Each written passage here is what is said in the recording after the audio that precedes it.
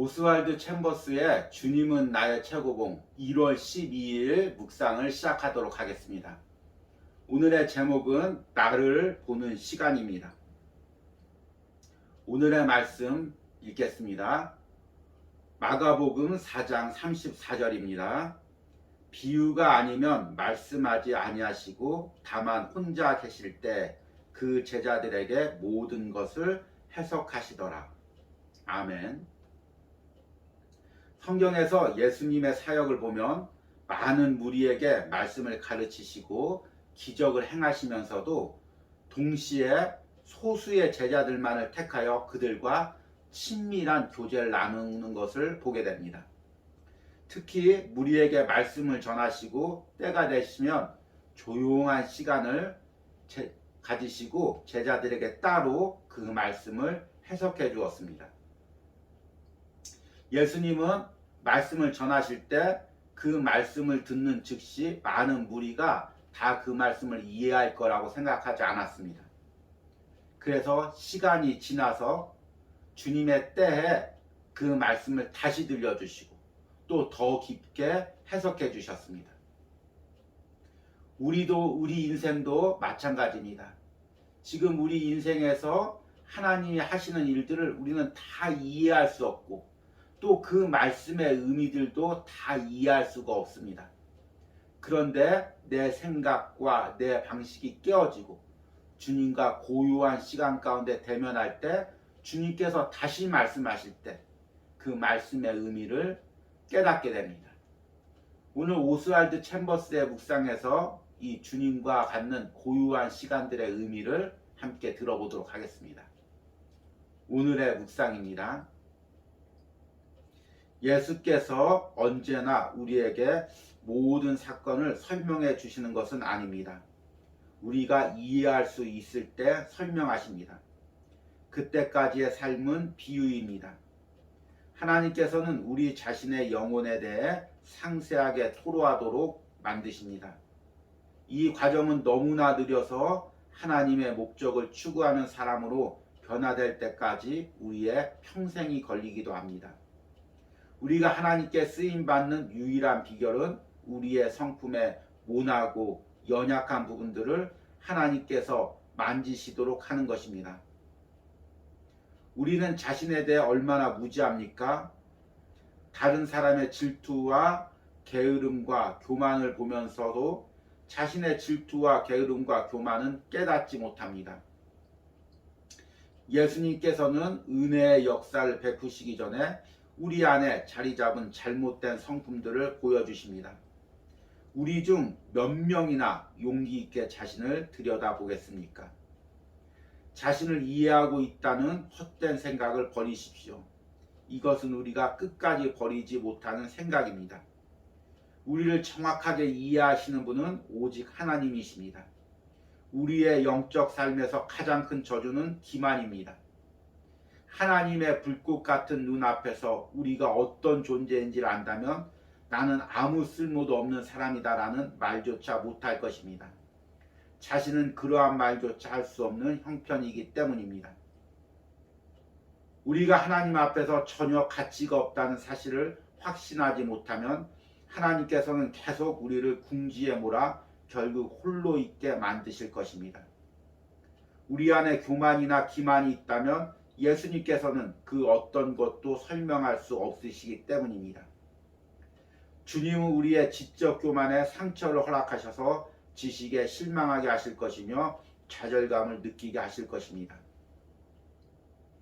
주님은 우리의 부적절한 애착을 드러내셔서 우리도 그 모든 애착을 버리고 홀로 있게 하실 것입니다. 우리가 배우고 듣는 정보와 지식은 우리의 삶을 설명할 수 없습니다. 오직 하나님께서 우리를 홀로 있게 하셔서 설명해 주실 때 비로소 배우고 들은 것을 이해하게 됩니다. 성경을 보면은 하나님께서 쓰시는 사람은 하나님께서 홀로 두시는 시간들을 꼭 거치게 합니다. 때로는 광야 같은 곳으로 인도하셔서 그곳에서 10년, 20년, 심지어는 40년 가까이 홀로 두게 하시고 하나님과 대화하시며 그들을 만들어가는 시간을 가지게 됩니다. 모세 같은 경우 40년 가까이 광야에서 훈련을 받았고, 야곱은 20년을 삼촌 라반의 집에서 연단을 받았으며, 다윗은 광야에서 10여 년 이상 사울에게 쫓김을 당했습니다. 그런데 사실 이들은 이 광야의 시간을 보내기 전에도 꽤 괜찮은 사람이었습니다. 모세 같은 경우는 동족들 위하여 애굽의 왕자 자리를 버릴 정도로 의협심 있는 인물이었습니다. 야곱은 하나님의 축복과 장자권을 사모하는 열심이 있는 사람이었습니다. 다윗은 어떻습니까? 어린 나이에 믿음으로 그 골리앗과 싸울 정도로 믿음의 용사였습니다. 남이 보기에도 스스로 보기에도 꽤 괜찮은 인물들이었습니다.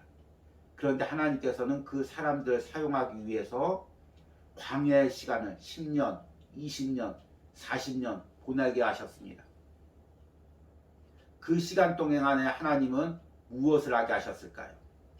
스스로를 보게 하시고 내 인간적인 열심으로, 내 교만으로, 내 방식으로 일했던 나를 보게 하시고, 그리고 나를 깨트리게 하시고 나를 변화시키는 그 시간을 가지게 하셨습니다. 그리고 그렇게 변화시켜서 하나님의 아름다운 도구로 만드시고 그 후에서야 하나님의 일을 하게 하셨습니다. 오스왈드 챔버스도 마찬가지입니다.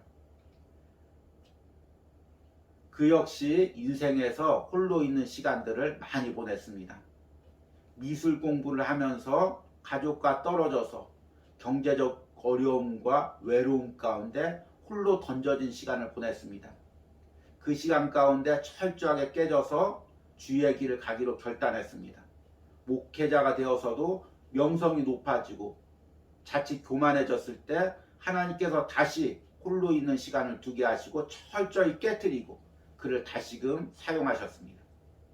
그래서 그는 오늘 묵상에서 이 하나님과 홀로 있는 시간의 소중함에 대해서 이렇게 이야기합니다. 우리가 하나님께 쓰임받는 유일한 비결은 우리 성품의 못나고 연약한 부분들을 하나님께서 만지시도록 하는 것입니다. 우리는 자신에 대해 얼마나 무지합니까? 다른 사람의 질투와 게으름과 교만은 보면서도 자신의 질투와 게으름과 교만은 깨닫지 못합니다. 예수님께서는 은혜의 역사를 베푸시기 전에 우리 안에 자리 잡은 잘못된 성품들을 보여주십니다. 우리 중 몇 명이나 용기 있게 자신을 들여다보겠습니까? 여러분은 나 자신에 대해서 어떻게 생각하십니까? 꽤 괜찮은 사람, 꽤 괜찮은 신앙을 가지고 있는 사람이라고 생각하십니까? 또 이 세상을 살아갈 때도 아직은 내 방식대로, 내 능력대로 감당할 수 있다고 생각하십니까? 그렇다면 이런 나의 모든 교만과 생각과 방식이 십자가 앞에서 철저히 깨어져야 됩니다. 그래야만이 하나님이 나를 사용하실 수 있습니다. 그래야만이 하나님이 나의 일을 통해서 영광 받으실 수 있습니다. 그렇게 내가 깨어지기 위해서는 하나님과의 고요한 만남의 시간이 있어야 됩니다. 바쁜 일, 복잡한 일, 분주한 일 다 내려놓고 주님과의 정한 시간 가운데, 정한 장소 가운데, 고요함 가운데 하나님을 만나는 그 은혜가 있어야 됩니다. 오늘도 그 은혜를 사모하시기 바랍니다. 오늘의 적용 질문입니다. 성령의 빛 앞에서 드러나야 할 나의 교만과 나의 방식들은 무엇이 있습니까? 오늘 주님과 고요한 시간 속에서 이런 나의 모습을 볼 수 있는 시간을 달라고 기도하시기 바랍니다. 우리 기도하시겠습니다. 하나님, 오늘도 말씀과 묵상 가운데서 나를 보게 하시니 감사합니다.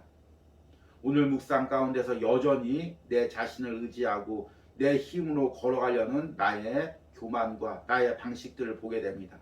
이런 나의 교만과 나의 방식들이 십자가 앞에서 철저하게 깨어지게 하여 주시옵소서. 오늘도 주님과의 기도 시간에, 묵상 시간에 성령의 빛 가운데 나를 보게 하여 주시옵소서. 내 안에 감추어져 있는 나만의 교만, 나만의 생각과 나만의 방식을 보게 하여 주시옵소서. 그리고 그것이 철저하게 드러나고 깨어지게 하여 주시옵소서. 주님, 내가 날마다 변화되기를 원합니다. 주님, 주님께서 사용하시길 원하는 그런 도구가 되기를 원합니다. 주님, 나를 만들어가 주시옵소서.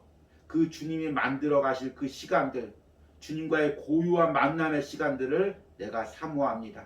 오늘도 나를 만나 주시옵소서. 예수님의 이름으로 기도했습니다. 아멘.